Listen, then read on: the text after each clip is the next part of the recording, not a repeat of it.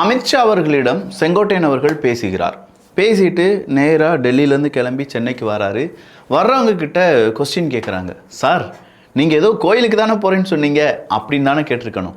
நீங்கள் டெல்லிக்கு போன போது அமித்ஷா அவர்கள், உள்துறை அமைச்சர் அமித்ஷா அவர்களை பார்ப்பதற்கான ஒரு தருணம் எனக்கு கிடைத்தது அப்படின்னு சொல்கிறார். அப்போது செங்கோட்டையன் அவர்கள் கோரிக்கை வைத்து டெல்லிக்கு போன போது செங்கோட்டையன் அவர்கள் வாப்பா பேசலாம் அப்படின்னு சொல்லி அமித்ஷா அவர்கள் கூப்பிட்டாரு. இதுதான் செங்கோட்டையன் அவர்கள் நமக்கு சொன்ன பதில். அப்படின்னா இங்கே இருக்கக்கூடிய சிக்கலுக்கு ஒருவேளை அமித்ஷா காரணமாக இருக்குமோ? இங்கே இருக்கக்கூடிய சிக்கலுக்கு ஒருவேளை அண்ணாமலை அவர்கள் காரணமாக இருக்குமோ? இங்கே இருக்கக்கூடிய சிக்கலுக்கு ஒருவேளை நயினார் நாகேந்திரன் அவர்கள் காரணமாக இருக்குமோ? ஏடிஎம்கேனுடைய சிக்கலுக்கு ஒருவேளை எடப்பாடி பழனிசாமி அவர்கள் காரணமாக இருக்குமோ? கேள்விகள் இருக்குது பார்த்தீங்களா? இதுக்கான பதிலை இன்னைக்கு நயினார் நாகேந்திரன் உட்பட நிறைய பேர் சொல்லியிருக்காங்க. அது என்ன அப்படின்னும், தமிழக அரசியல் என்னெல்லாம் நடந்துட்டு இருக்கு அப்படின்னும், உதயநிதி ஸ்டாலின் அவர்கள் 234 தொகுதியிலும் அவருடைய சூறாவளி பிரச்சாரத்தை ஆரம்பித்து விட்டார் அப்படிங்கிறதும், அதே நேரத்தில் சனிக்கிழமை மட்டும்தான் நான் மக்களை பார்ப்பேன் அப்படின்னு சொல்லி தாவேகா தலைவர் சொன்னதும் இங்கே எல்லாமே பேசு பொருளாக இருக்கப்பா. ஒரு செய்தி 2 செய்தினா பரவாயில்லையே, இவ்வளவு கண்டனை கொட்டி கொடுக்குறீங்களே, எங்கேயா இருந்தீங்க நீங்கள் இவ்வளவு நாளா? இது ஆழமான அரசியல் சதுரங்கம்.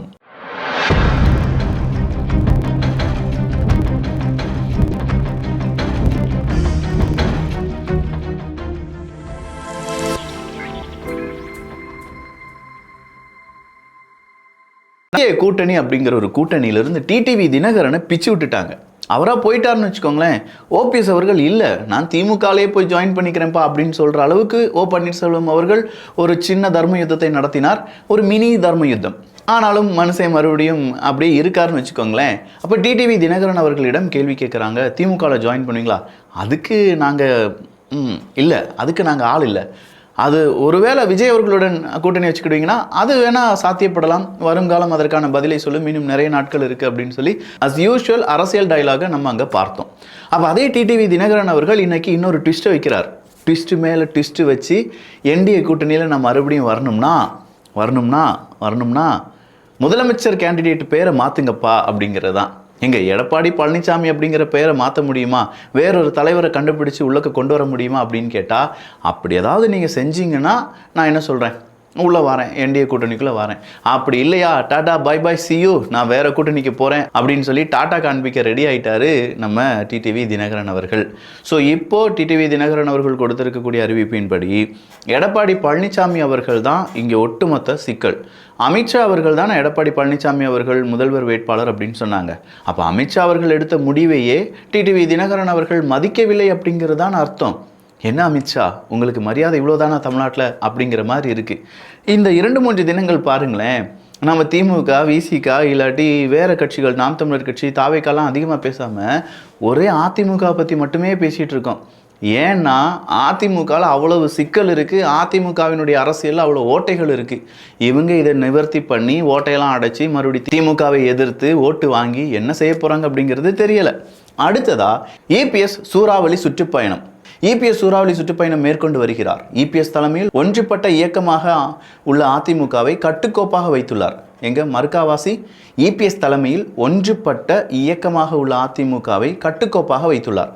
இந்த ஒன்றுபட்ட அப்படிங்கிற ஒரு வார்த்தை ஏன் தெரியுமா இங்கே சொருகி இருக்காங்க? ஏன்னா அதிமுக ஒன்றா இருக்கான், நம்புங்க மக்கா. இபிஎஸ்ஸின் முடிவு தான் சரியான முடிவு. அதிமுக மீண்டும் ஆட்சிக்கு வருவது உறுதி. நாங்கள் இபிஎஸ் தலைமையில் கட்டுக்கோப்புடனும் ஒற்றுமையாகவும் உள்ளோம். மறுபடியும் அங்கே ஒற்றுமையாக இருக்கிறோம் அப்படின்னு சொல்கிறாங்க பார்த்தீங்களா? அதிமுக கிடையே சண்டை சச்சரவே இல்லையப்பா, நம்புங்க. அதிமுக பொதுக்குழு செயற்குழு அதிகாரத்தின்படி இபிஎஸ் செயல்பட்டு வருகிறார். அதிமுக எம்பி தம்பிதுரை அவர்கள், இதே தம்பிதுரை அவர்கள் தான் டெல்லிக்கு வந்து அமித்ஷாவை செங்கோட்டையன் அவர்கள் பார்த்தது எனக்கெல்லாம் நியூஸாலாம் வரலப்பா, எனக்கு இதை பற்றிலாம் தெரியாதப்பா அப்படின்னு சொல்லி சொன்னவர் தான் இந்த தம்பிதுரை அவர்கள். அவர் கொடுத்துருக்கக்கூடிய இந்த ஸ்டேட்மெண்ட்டில் நமக்கு ஒரு விஷயம் என்ன புரியுதுன்னா, இப்போ இருக்கக்கூடிய அதிமுக தான் நல்ல அதிமுக, அதிமுகலேருந்து பிரிந்து போனவங்கள்லாம் வெறும் உதிரிகள் தான், அவங்கெல்லாம் நமக்கு தேவை கிடையாது. இப்போ இருக்கக்கூடிய அதிமுக தான் ஒன்றுபட்ட அதிமுக, இப்போ இருக்கக்கூடிய அதிமுக தான் ஒற்றுமையாக இருக்கக்கூடிய அதிமுக, இப்போ இருக்கக்கூடிய அதிமுக தான் கட்டுக்கோப்புடன் இருக்கக்கூடிய அதிமுக அப்படின்னு சொல்லி நம்மகிட்ட மைண்ட் வாஷ் பண்ணுறாராமா. பார்த்துக்கோங்க. அடுத்ததா வேலை கேட்போர் எண்ணிக்கை குறைந்துள்ளது அப்படின்னு சொல்லி ராஜகண்ணப்பன் சொல்லியிருக்காரு பாருங்க. மக்களே, உங்கள் வீட்டில் இருக்கக்கூடிய இளைஞர்களை, மாணவ மாணவிகளே, வேலையை கேட்டு நீங்களாம் போக மாட்டேங்கிங்களாம்ப்பா. வேலை கேட்டு வருவோர் எண்ணிக்கை குறைந்திருக்கிறது அப்படின்னா எல்லாருக்கும் வேலை இருக்குன்னு தானே அர்த்தம். ராஜகண்ணப்பன் அவர்கள் கேட்டிருக்காருப்பா கேள்வியை. அப்போ வேலை இருக்குன்னு தான் அர்த்தம். அவ்வளோதான், உங்களுக்கெல்லாம் வேலை இல்லை. வேலை இருக்கு, வேலை இல்லை, வேலை இருக்குது, வேலை இல்லை. அதாவது அவருடைய கூற்றுப்படி தமிழ்நாட்டில் நிறைய பேருக்கு வேலை இருக்குது. ரியாலிட்டி படி தமிழ்நாட்டில் வேலை அதிகமான பேருக்கு இல்லை. அப்போ யார் சொல்கிறது உண்மை போய் அப்படிங்கிறது நீங்களே கருத்துக்களாக பதிவு பண்ணிடுங்க.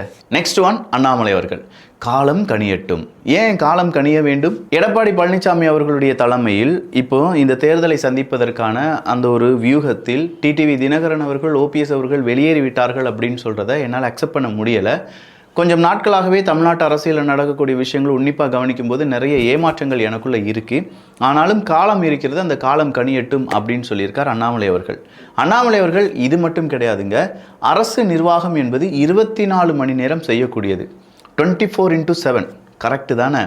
அப்போ இந்த அரசை நிர்வகிக்க நான் தான் நல்ல தலைவன், நான் தான் மாற்று சக்தி, நான் தான் முக்கியமான சக்தி, என்னுடைய கெரியர்னுடைய உச்சத்திலிருந்து நான் வந்திருக்கிறேன் அப்படின்னு சொல்லக்கூடிய விஜய் அவர்கள் என்ன செஞ்சுருக்கணும்? அட்லீஸ்ட் மாநாடு, பொதுக்குழு இதுலையாவது ஒரு நிமிஷம் 3 நிமிஷம் பேசுகிற மனுஷன், நீங்கள் தேர்தல் பிரச்சாரமாவது கொஞ்சம் மணிக்கணக்கில் பேசுங்க. டெய்லி வந்து மக்களுடன் மக்களாக இருங்க. ஏன்னா மக்களுடன் பேசு, மக்களுடன் இரு, மக்களை சந்தி, இதுதான் அண்ணா அவர்கள் சொன்னதுன்னு சொல்கிறீங்க. இப்போ மக்களை சந்திப்பதற்கு விஜய் அவர்கள் என்ன செய்திருக்க வேண்டும்? 24 மணி நேரமும் அவருடைய பட்டியலை தயாரித்திருக்க வேண்டும். அப்படிப்பட்ட விஜய் அவர்கள் என்ன செய்கிறாருன்னா, சனிக்கிழமை மட்டும் சோசியங்கீசியம் பார்த்துருப்பாரோ? மனுஷனுக்கு அந்த மாதிரி நம்பிக்கைலாம் இருக்கான்னு தெரியலை. ஆனால் சனிக்கிழமை மட்டும்தான் நான் மக்களை பார்க்க போகிறேன், ஒரே ஒரு ஞாயிற்றுக்கிழமை மட்டும் இடையில இருக்குது அவருடைய அந்த பரப்புரையெல்லாம் நம்ம பார்க்கும்போது. அதை விமர்சித்திருக்கிறார் அண்ணாமலை அவர்கள். விஜயின் சனிக்கிழமை பிரச்சாரம் நல்லதல்ல. தமிழக மக்களுக்கு மாற்றம் தரக்கூடிய கட்சியாக தாவேகா இருந்தால் அதை களத்தில் நிரூபிக்க வேண்டுமென மக்கள் நினைக்கின்றனர். சனிக்கிழமை மட்டும்தான் பிரச்சாரத்துக்கு வருவேன், மக்களை சந்திப்பேன் என்பது ஒரு நல்ல அரசியல் தலைவருக்கு நல்லதல்ல. திமுகவுக்கு தாவேகா தான் எதிரி என்றால் அந்த வேகத்தை களத்திலும் காட்ட வேண்டும். அண்ணாமலை, தமிழக பாஜக முன்னாள் தலைவர். புரிஞ்சதா? தாவேகாக்கும் திமுகவுக்கும் தான் சண்டை, பாயாசத்துக்கும் பாசிசத்துக்கும் எதிரி நான் தான் அப்படின்னு சொல்கிற தாவேகா இப்போ சனிக்கிழமை மட்டும்தான் நாங்கள் வந்து பிரச்சாரம் செய்வோம், சனிக்கிழமை மட்டும்தான் விஜய் அவர்கள் வருவார் அப்படின்னு சொல்கிறத எப்படி அக்செப்ட் பண்ண முடியும்? ஏன்னா இந்த தேர்தல் அதிமுகவுக்கு திமுகவுக்கு எவ்வளவு முக்கியமோ அதே அளவுக்கு முக்கியம் தாவேகாக்கு. இப்போ தமிழக வெற்றி கழகத்தை சார்ந்தவர்கள், அதனுடைய உடன்பிறப்புகள், அதனுடைய நண்பர்கள், அதனுடைய தோழர்கள், தம்பிகள், இவங்க எல்லாருமே, நான் ஏன் இந்த எல்லா வார்த்தைகளும் சொல்கிறேன்னா, தமிழக வெற்றி கழகத்தில் எல்லா கட்சியை சார்ந்தவங்களும் இருப்பாங்க. ஏன்னா அவங்க இவ்வளோ நாள் விஜயனுடைய ரசிகராக இருந்தவங்க இப்போ தொண்டராக மாறி இருக்காங்க, நாளைக்கு வேட்பாளராக மாறலாம், அப்படி இல்லை அவங்களுடைய அரசியல் கட்சியில் முக்கியமான பொறுப்பாளர்களாக கூட மாறலாம். ஸோ அவங்க என்ன நினைக்கிறாங்க? மக்களுக்காக உழைக்க வேண்டும் அப்படின்னு நினைக்கும்போது சனிக்கிழமை மட்டும். அப்போ மீதம் இருக்கும் நேரமெல்லாம் அது சார் ஷூட்டிங் போகலை, வாங்க மக்களை சந்திங்க, கூட்டம் கூடினோம், அதனால தான் நாங்கள் கூட்டம் கூடுறதுக்கு தான் ஏன் நாங்கள் கேட்டுட்ருக்கோம், இல்லை எங்களுக்கு அனுமதி தரல, வாங்க நீதிமன்றம் போகலாம். எதுக்கு அனுமதி கொடுத்துருக்காங்க தாவேகாக்கு? இதுவரையிலும் சரியான அனுமதியை தாவேகாக்கு திமுக அரசாங்கம் கொடுத்ததா சரித்திரமே கிடையாது, இனி கொடுக்க போகிறதா எந்த எதிர்பார்ப்பும் கிடையாது. அப்படி இருக்கும் பட்சத்தில் அனுமதி தரல அப்படிங்கிறது சப்பக்கட்டு கட்டக்கூடாது. ஏன்னா இப்போ தமிழக வெற்றி கழகத்தினுடைய தலைவராக விஜய் அவர்கள் ரோட் ஷோ நடத்தக்கூடாதுன்னு சொல்லிட்டாங்க. அவர் கேட்கக்கூடிய இடத்துல பிரச்சாரம் பண்ண முடியுமான்னு அது முடியாதுன்னு சொல்லிட்டாங்க. ஏகப்பட்ட ரெஸ்ட்ரிக்ஷன் கொடுக்கும்போது அந்த பக்கமாக இருக்கக்கூடிய சின்னவருக்கு, அதாவது திமுகவினுடைய துணை முதலமைச்சருக்கு உதயநிதி ஸ்டாலின் அவர்களுக்கு பிரச்சாரம் தொடங்குவதற்கோ ஒவ்வொரு இடத்துல சந்திப்பதற்கோ எந்த தடையும் இல்லை அப்படிங்கிறாங்க. 234 தொகுதியிலும் அவர் என்ன செய்ய போகிறார்? பிரச்சாரம் பண்ண போகிறார். சூறாவளி புறப்படுகிறதே அப்படிங்கிற மாதிரி உதயநிதி அவர்கள் புறப்பட்டு விட்டார்னு வச்சுக்கோங்க. ஏன் அவருக்கு ரெஸ்ட்ரிக்ஷன் கொடுக்கல, இவருக்கு ரெஸ்ட்ரிக்ஷன் கொடுக்குறீங்களேன்னா? அவர் ஆளும் கட்சியை சார்ந்தவருங்க, இவர் ஆளும் கட்சியாக மாற வேண்டும் அப்படின்னு நினைக்கிறவருங்க, இவருக்கு எப்படி நாங்கள் அப்ரூவ் கொடுக்கறது? அப்போது விஜய் அவர்களுக்கு அப்ரூவ் கிடைக்கிறதே ரொம்ப கஷ்டமாக இருக்குது. அப்படி இருக்கும்போது நான் சனிக்கிழமை மட்டும்தான் வருவேன் அப்படின்னு சொல்கிறதும், அந்த சனிக்கிழமை பிரச்சாரம் அப்படிங்கிறத எப்படி எந்த அரசியல் வியூக வகுப்பாளர் இதெல்லாம் சொல்லி கொடுத்தாருன்னு தெரியல. ஆனால் எனக்கு என்னமோ புதுசாக இருக்கப்பா. சனிக்கிழமை மட்டும் போடுறதுக்கு என்ன மருந்தா? ஒவ்வொரு வாரமும் சனிக்கிழமை கண்டிப்பாக போட வேண்டும். அப்படி இல்லைனா இது ஒரு நாடகமா? சனிக்கிழமை ஒவ்வொரு இரவும் 8:30 மணிக்கு இல்லை, சனிக்கிழமை மட்டும் வர்ற மாதிரி வேறு என்ன இருக்குது? ஒருவேளை சனி திசை சனிக்கிழமை ஏதோ ஒன்றுங்க, ஆனால் சனிக்கிழமை தான் வருவாராம். இதை பற்றி தமிழக வெற்றி கழகத்தை சார்ந்த நீங்கள் என்ன சொல்கிறீங்க அப்படிங்கிற உங்களுடைய கருத்துக்கள் இங்கே வரவேற்கப்படுகின்றன. சிபி ராதாகிருஷ்ணன் அவர்கள் இந்தியாவினுடைய துணை குடியரசுத் தலைவராக சிபி ராதாகிருஷ்ணன் அவர்கள் தேர்ந்தெடுக்கப்பட்டிருக்கிறார். தமிழர்களுக்கு இது ஒரு நல்ல செய்தி தான். பட் திமுகக்கு இது ஒரு கெட்ட செய்தி. ஏன்னா அவங்க இவங்களை ஆதரிக்கலை, அவங்க ஆதரித்தவர் தோத்துட்டார் அப்படிங்கிற ஒரு செய்தி இன்று வெளியாகி இருக்கிறது. இது ஆதரித்த இல்லாட்டி பாஜகவை சார்ந்தவர் தான் சிபி ராதாகிருஷ்ணன் அப்படின்னு சொல்கிறதுனால இன்றைக்கி கமலாலயம் முழுவதுமாகவே சும்மா ஸ்வீட்டடு கொண்டாடு மோடில் தான் எல்லாரும் இருந்துட்டு இருக்காங்க அப்படிங்கிற தகவல் வெளியாகி இருக்கிறது. அடுத்ததாக ஒரு ட்வீட்டை பார்த்தேன். அந்த ட்வீட் எப்படி இருக்குன்னு பார்த்துக்கோங்க. வாரத்தில் ஒரு நாள் மட்டும் பிரச்சாரம் செய்கிறார் விஜய், வயது 51. வாரத்தில் 4 நாள் பிரச்சாரம் செய்கிறார் உதயநிதி, வயது 47. வாரத்தில் ஒரு நாள் கூட ஓய்வில்லாமல் மக்களை சந்தித்து வருகிறார் எடப்பாடி பழனிசாமி அவர்கள், வயது 71. உண்மையில் 71 வயசுக்கு வாரத்திற்கு ஒரு நாள் எடப்பாடியரும், 51 வயசுக்கு வாரத்தில் 4 நாள் விஜயும், 47 வயசுக்கு ஓய்வில்லாமல் தினமும் உதயநிதியும் பிரச்சாரம் செய்திருக்க வேண்டும். ஆனால் இங்கே எல்லாமே இப்படித்தான். உழைப்பிற்கும் வயதிற்கும் சம்பந்தமே இல்லை போல. 71 வயது கடுமையான உழைப்பாளி, உண்மையான சிறந்த நிர்வாகி, 50 ஆண்டு அனுபவம் என அத்தனை தகுதியும் கொண்டுள்ள எடப்பாடியரை ஜெயிக்கட்டும் ஐயா அப்படின்னு சொல்லி ஒருத்தர் ட்வீட் போட்டிருக்கார். கீழே இருக்கக்கூடிய சென்டென்ஸ் அசல் ஒரு கட்சி தொண்டனுடையதுன்னு வச்சுக்கோங்களேன். ஆனால் மேலே இருக்கக்கூடிய சென்டென்ஸ் நார்மல் மக்கள் யோசிக்க வேண்டியது.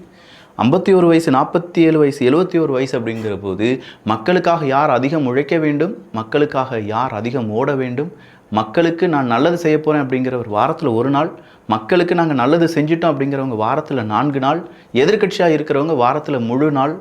இது அரசியலா இல்லை பகுதி நேர, எங்கள் ஊர்லலாம் ஒர்க் ஃப்ரம் ஹோம் சொல்லுவாங்கள்ல, அதே மாதிரி வீக்லி ஒன்ஸ் டேர்மா அப்படிங்கிற மாதிரி இருக்குது. நல்லதை பகிர்ந்து நல்ல சமுதாயத்தை உருவாக்குவோம். நன்றி, வணக்கம்.